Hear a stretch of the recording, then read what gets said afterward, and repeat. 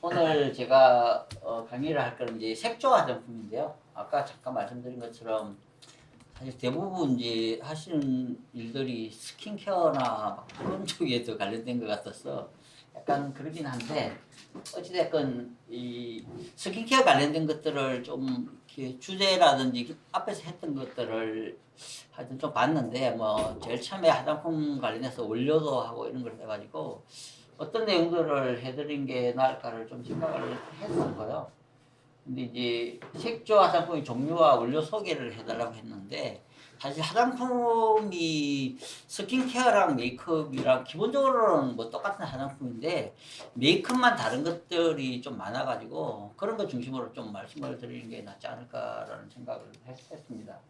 그래서 이제 제가 제 소개를 하면, 여기 소개하는데 보니까 저를 이제 아모레퍼시픽이라고 하는데 지금은 아니에요. 정확하게는 보시는 것처럼 제가 94년도에 화장품연구소 입사를 했다가, 그 다음에 처음에 보직이 메이크업 연구팀으로 들어갔었고요. 좀 22년간은 이제 아모레퍼시픽 계속 근무를 했다 보니까 이제 아모레퍼시픽이라고 하는데, 정확하게 전 아모레퍼시픽이죠. 지금은 아니고. 그래서 12년부터 그래도 메이크업 연구소장을 한 10년 했기 때문에 많이 하긴 했습니다. 많이 했고, 그 다음에 작년에 이제 그만두고 첫 해에는 여기 보시는 것처럼 코스메카 코리아하고 선진 뷰티 사이언스에서 기술 자문을 좀 했었고요. 코스메카 코리아 정도까지는 뭐 아실 수도 있는데 작년이 23년이니까 작년 정도면 그래도 세계 한 5위 정도는 돼요. 어디 업체로는 뭐 그래도 적지 않고 올해는 매출로는 한 5,500 뭐 이 정도 하니까 뭐 그래도 꽤 커요.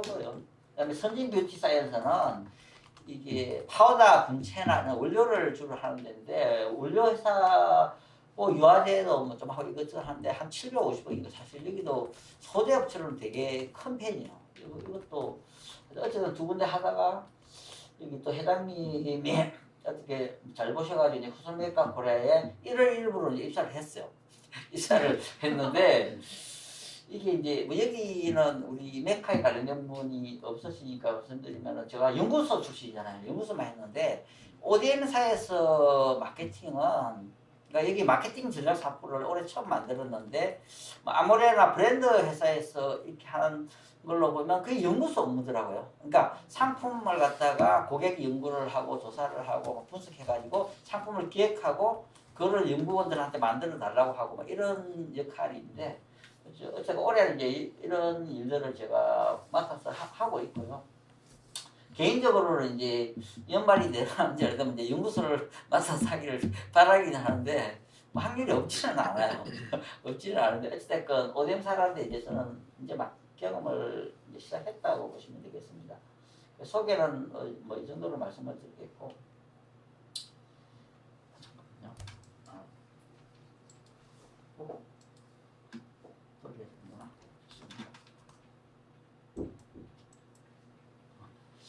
뭐 화장품 중위는 그냥 뭐 읽지 않아도 다 아시는 거니까 그냥 넘어가면 되겠고, 메이크업은 저는 이제 이게 색조 화장품을 우리 아모레퍼시픽에 있을 때는 메이크업이라고 불러요. 근데 뭐 전체적으로 화장품에 익숙하지 않는 색조 이렇게 하는데 아주 옛날에 색조라고 했는데 뭐 어쨌든 저희는 메이크업이라고 부르고 있고, 이 메이크업 자체는 이제 17세기 초에 영국에서 뭐 이런 행위를 했다고 하고, 아시는 것처럼 메이크업은 이제 원래 아름다움 좀 더 강조하거나, 여기는 메이크업의 기능은 이거죠. 부족한 부분이라는 게 뭐 잡티라든지 기미, 줄, 뭐 여러 가지 생기는 게 있죠. 그런 것들을 감추거나 보완하는 색을 포함한 하단 단계. 뭐 이게 스킨케어하고 다른 거기 때문에, 그래서 뭐 뒤에 계속 말씀드린 거가 색이라든지 파우더가 들어갔다는 게 가장 큰 거고, 그것 때문에 이제 기술도 그렇고 모든 게 스킨하고는 좀 많이 다르는데 그런 것들을 좀 말씀드리려고 합니다.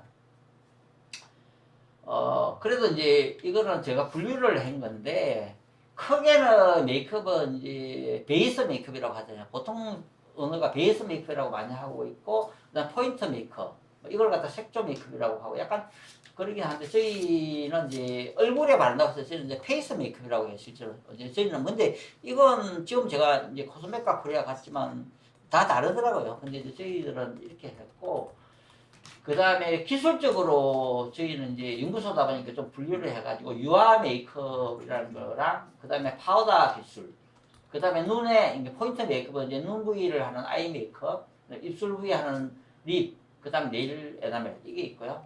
그 다음에 이제 지금은 이제 사실은 유화 메이크업에서 기존에는 이런 메이크업 베이스 파운데이션 막 이런 것들이 있었는데 비비크림도 뭐 아시는 것처럼 근데 지금은 이제 에어 쿠션이 실제로 유화 메이크업에서도 제일 커요. 근데 이걸 이제 제가 팀장 때 이제 했던 거라 가지고 이거를 오늘 좀 말씀드리려고 하고 그래서 아까 말씀드린 것처럼 스킨케어랑 다른 것들을 주로 말씀을 드리고 또 에어 쿠션은 유화 메이크업의 대표를 작년에는 제가 사실은 파운데이션 이런 걸 했는데 근데 기술적으로는 똑같은 유화 메이크업이니까 같은데 이제 에어 쿠션이 왜 이렇게 가장 커졌는지 막 이런 거 왜 어떻게 만들었는지 이런 거 좀 말씀드리려고 합니다. 그 속에 이제 뭐 성분에 대한 말씀을 해달라고 했기 때문에 성분의 구성은 똑같아요. 그러니까 그 파운데이션하고 근데 이제 그 외에 이제 좀 다르게 해야 되는 것들이 많이 있기 때문에 그런 걸 좀 말씀드리겠습니다. 뭐 이거는 뭐 다 아시겠지만 어찌됐건 얼굴 전체에 바르는 베이스 메이크업이 있고 나머지는 부위죠. 이게 부위별이라고 해서 이런 뭐 제형들이 많이 있는데 뒤에 또 노니까 한번 뒤에서도 말씀드리겠습니다. 근데 그 자료 제가 드린 거에도 이거는 있으니까 한번 보시면 되겠고 그 다음에 이 단표는 사실 저는 되게 재밌어요 이게 왜냐면 처음부터 끝까지가 다 같은 사람인데 이게 한 개 한 개에 따라 어떻게 바뀌는데 이게 제품의 종류를 설명하는 거잖아요. 그러면 일반적으로 이렇게 이제 얼굴 피부 톤이 뭐 다 똑같지는 않으니까 막 균일하지도 않잖아요. 그 다음에 이 잡티가 있고 근데 뭐 이렇게 렌즈라든지 뭐 코디하고 헤어 이거 가지고 메이크업으로 보는 거니까 렌즈만 해도 눈이 커지는데 그 다음에 이거는 잡티는 커버는 안 됐죠. 그러니까 비비나 메이크업 베이스는 근데 약간 달라요. 컬러가 약간 바뀌었죠. 그러니까 모든 사람의 피부 톤이 다 얼룩덜룩하거나 다르는데 메이크업 베이스는 피부 톤을 맞추는 거예요. 그러니까 항상 처음에 제가 입사를 하고 배우고 이럴 때는 집에서 도배를 할 때 뒤에 백지가 잘 붙게 하기 위해서 이게 풀을 바르는 것 같은 역할이 메이크업 베이스다 이렇게 이야기를 하더라고요. 뒤에 있는 파운데이션이나 이런 걸 좀 더 잘 먹게 하고 오래 지속되게 하고 그런 기능을 하는 거가 메이크업 베이스라는 이름이고 그다음 비비크림은 뭐 뒤에 또 말씀드리겠지만 아시는 거고 그 다음에 컨실러까지 들어가면 이게 다 가려지잖아요. 잡티하고 이걸 다 가린 거를 컨실러라고 하는 거고 그다음 이거랑 이것도 똑같지 않아요. 살짝 그 화사해지는 거예요 이게.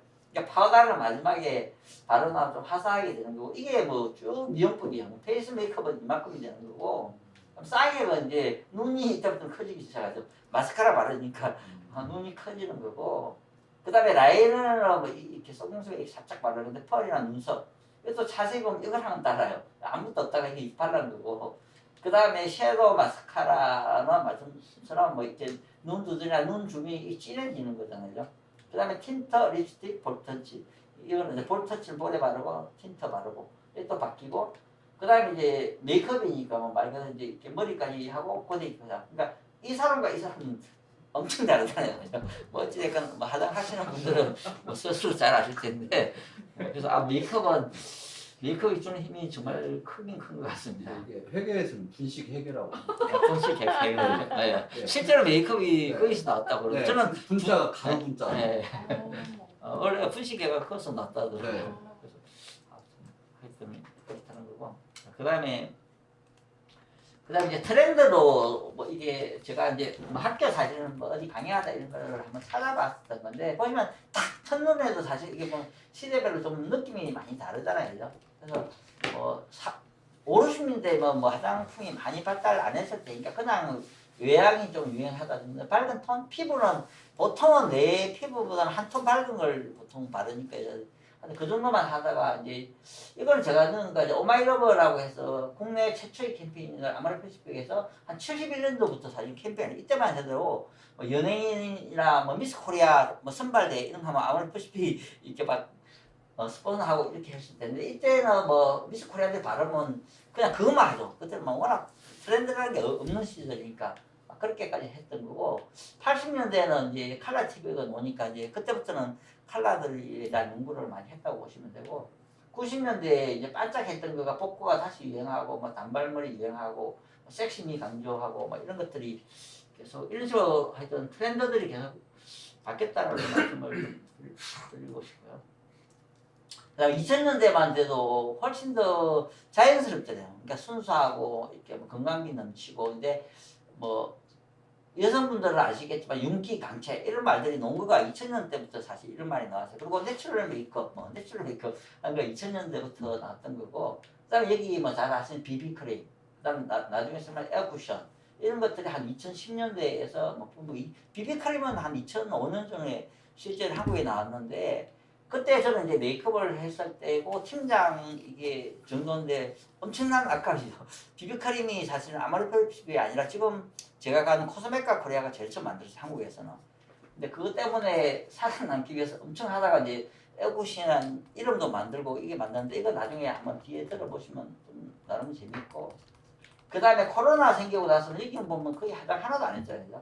그리고 이때는 메이크업을 좀 절제했다고 했는데 이때 유행했던 게 꾸안꾸라는 단어들 꾸민 듯 안 꾸민 듯뭐 이때 좀 했던 거고 지금은 이제 이 정도 같다고 보는데 이때만 해도 뭐 매트 타입 그렇게 해서 일단 세미자가 붙었는데 매트도 엄청난 매트가 아니고 글로도 엄청난 글로도 아니고 약간 세미 매트 세미 글로 지금까지는 그냥 트렌드가 이렇게 바뀌고 있다는 것 정도만 제가 말씀을 드리고 싶었고 그래서 이제 화장품 종류라고 하는데 뭐 이거 다 설명하면 또 너무 길긴 한데 페이스 메이크업은 아까 말씀드린 것처럼 얼굴에 바르는 거라는 건데 이게 제가 K-뷰티라고 한번 적어봤는데 여기서 2A 케이크 그냥 글로벌 회사들은 그 당시에도 컴팩트라는 이름만 있었던 거가 우리가 이제 코팅 기술이나 이런 것들이 발달되고 그다음 피부 결점 커버라고 했잖아요. 메이크업은 가장 기본적으로는 피부 결점을 커버하는 거가 가장 좀 중요하다고 생각하는데 이게 중요하고 그다음에 이제 자외선 차단인데 2A라는 용어는 그때 컴팩트만 해도 뭐 코팅이 안 돼 있어가지고 유럽 것들은 그냥 뭐 퍼프나 이런 걸 발랐는데 우리 한국에서는 처음으로 이게 물에 적셔서도 바르고 그냥도 바른다 그런 의미로 그래서 한국에서 이 이름이 제일 먼저 나왔고 그냥 끝까지 나왔다고 보시면 돼요. 그러니까 아까 말한 메이크업 베이스도 마찬가지로 유럽에는 사실은 그런 이런 것들이 없었어요. 근데 우리 한국이 뭐 화장품이 워낙 발달되고 하다 보니까 이 단계도 많고 하는 게 거의 다 지금도 마찬가지고 한국이 좀 선도하고 있는데 뭐 하여튼 한국 발이라고 해서 제가 이걸 적었고 그다음 비비크림은 아시면 아까 말씀드렸지만은 독일의 이름은 뭐 블레미시밤은 다 아실 테고 뭐 피부과에서 시술 후에 피부 재생이나 치유에 도움이 된다. 근데 생각해보면 사실은 메이크업 베이스랑 거의 같아요. 솔직히 말하면. 근데 이때에 여기 보면 자외선 차단이 그때만 해도 선크림은 자외선 차단이고 메이크업은 사실은 그러면 메이크업이 왜 하고 막 그런 시대에 약간 피부를 갖다 보호해야 되고 막 이러다 보니까 자외선 차단을 넣고 뭐 미백 주로 이걸 우리도 했다 이런 정도였고 근데 운 좋게도 사실은 아까 2010년대 트렌드 보여줬죠. 이때가 좀 내추럴한 그런 트렌드 생얼 이것들이 워낙 유행하다 보니까 이게 팍 떴던 거라고 보시면 되고 근데 단점은 사실은 약간 칙칙하고 하다 보니까 뭐 다크닝도 그러고 뭐 생각보다 오래는 못 갔죠. 오래는 못 갔고 저희 이제 에어쿠션이 저희 아모레퍼시픽이 세계 최초고 이거는 2008년도에 처음 나갔을 때 1년에 한 38억을 했었고 2016년에는 아모레퍼시픽 한 회사만 우리 회사만 8,500억에 ODM까지 해가 1조 했어요. 이거 한 개로. 지금도 마찬가지인데 뭐 근데 지금도 무슨 전 세계라 해고 어찌됐든 이거는 아직도 안 죽고 있고 파운데이션이 오히려 죽었죠. 지금은 파운데이션은 오히려 좀 덜하고 그 정도로 큰 건데 그래서 나중에 이게 막 쭉 줄어가는 거가 어떤 의미인지 나중에 좀 한번 말씀을 드리겠고요. 그래서 어찌됐건 에어쿠션을 타회사에서 하면은 특허에 걸리나요? 아 이거를 제가 2008년도에 했다가 한 13, 4년, 4년까지는 특허를 해먹어가지고 그때가 16년까지 됩니다. 그때가 맥스로 아까 말씀드린 아모레퍼시픽만 한 8,500억 하고 우리가 뭐 크리스찬적 걸 우리가 지금도 만들어줘요. 그래 한 1조까지 했는데 이게 이제 코스맥스가 정확하게는 이제 단지체의 기술이 나중에 뒤에 말씀 그게 특허를 몇 개 썼어요. 근데 이거를 다른 대지라고 만들었는데 특허 사업에서 그냥 어쨌든 코스맥스가 이긴 것인데 지금은 돼요. 이제 그래서 한 10년간, 8년 정도죠. 정확하게는 특허를 유지했다가 지금은 이제 누구나 만들 수 있게 좀 풀렸다고 보시면 돼요. 그래서 그때 저도 제가 팀장일 때니까 어떻게든 한 5년만 버티자 제가 특허는 진짜 수십 개 쓰긴 했어요. 근데 만약에 제가 벨리사 했다면 저는 이길 자신이 있었는데 저한테 안 물어보고 회사가 싸워도 하여튼 치더라고. 그러니까 그때 느낀 거가 벨리사도 이게 전문성이 없잖아요. 그러니까 이게 대응을 못한 것 같아요. 근데 제가 이거 아까 그 특허 때문에 코스맥스가 했던 거를 때문에 제가 태국에 실제로 이거 만든 회사가 근데 그런 게 나올 수가 없는데 이론적으로만 딱 깨져가지고 우리는 다르게 했다. 이렇게 하니까 어쨌든 특허성의 싸움이니까 특허 싸움에서는 기술 싸움에서는 어쨌든 아무나 프리스픽이 약간 지는 행태로 됐는데 뭐 어쨌든 그런 거고 에어쿠션이 지금도 시장성이 좀 있나요? 제일 커요 지금도.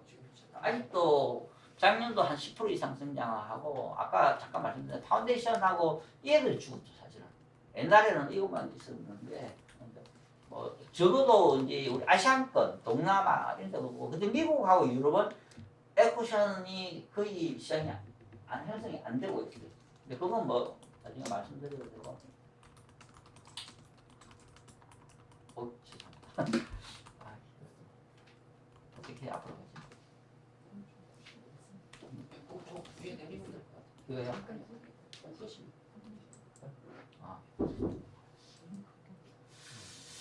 그 다음에 이제 메이크업이 아까 말씀드린 것처럼 간단하게만 이제 기술적인 걸 좀 말씀드리면 뭐 어차피 스킨케어하고 조성이랑 이런 거 비슷비슷한데 메이크업은 뭐 유화 메이크업하고 파우더 메이크업이 있다고 했는데 보시는 것처럼 결국은 이것도 유화니까 WO가 되든 OW가 되든 이렇게 되는데 메이크업은 실제로는 W, WS가 거의 다다고 보시면 되고 유분산 같은 경우는 무거워서 사실은 싫어해요 사람들이. 먹어서 싫어하고 이게 거의 다 돼 있다고 보는데 근데 이제 스킨케어하고 차이점은 파우더죠. 보신 것처럼 우리는 이거 에어쿠션 같은 경우도 한 15% 20%는 뭐 테오트도 좋고 뭐 색소도 좋고 이게 들어가 있어요.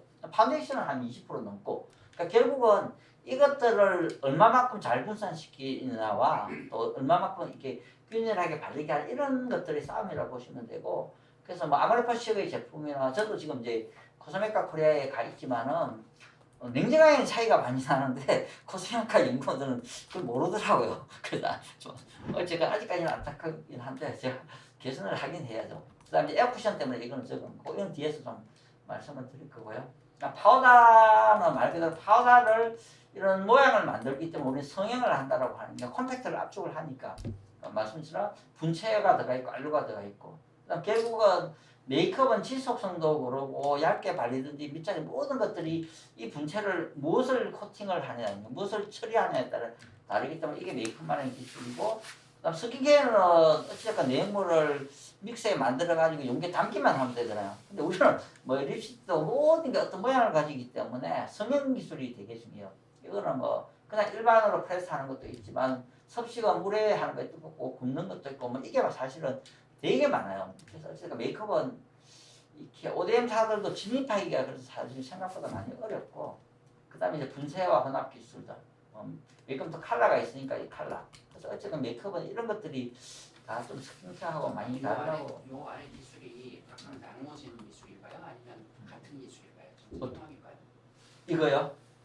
그러니까 메이크업 나눴다는 게 이거를 말씀하신 거예요? 아니면은 파우더는 모 기술이고 예. 유화 예, 이거는 약간 차이가 나서 제가 이렇게 나누는 거예요. 그러니까 왜냐하면 이거는 오일에다가 피그먼트를 분산하거나 뭐 대부분 오일에 분산하니까 그런 기술 때문에 있고 그 다음에 나머지는 스킨하고 같으니까 유화 기술이라든지 뭐 보습제니 뭐 이거 다 똑같잖아요. 스킨케어 쓰는 것들. 근데 파우더가 플러스 알파 있는 거고 이쪽이 나눠지는 기술이라는 거죠? 예. 이렇게는 나눠지고 분체의 표면 처리는 여기 있는 분체가 처리되기도 하고 나머지는 파우더들이 이거랑 이만큼은 성형을 하거나 이런 거 하는 건 대부분 이런 제형이 하니까 그래서 나눠지지 않은 100%는 아닌데 약간 나눠진다고 보시면 돼요. 제가 구별을 해서 좀 적은 거고 포인트 메이크업은 뭐 아시는 거니까 그냥 하나하나 설명은 좀 나중에 아마 시간이 어떻게 될지 몰라서 넘어가도 될까 립스틱이면 다 아시는 거고 지금